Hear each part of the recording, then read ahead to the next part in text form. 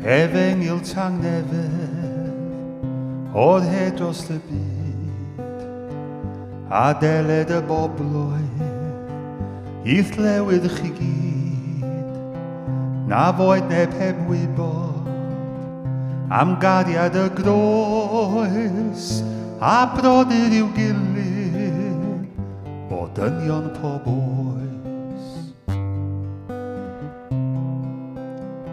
Sancteiddiad y ddeiad gan ysbryd y neb, boed Iesu yn frenin a neb ond efe, y tywys o geithau mewn herwth ei draed, a phawb yn ddiogel dan arwydd ei waed.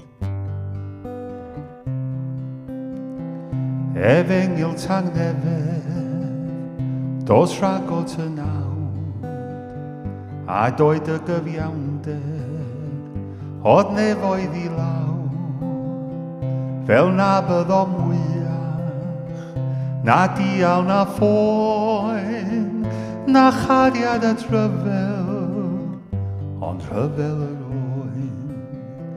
Efengyl tangnefedd oedd heb dros y byd, efengyl tangnefedd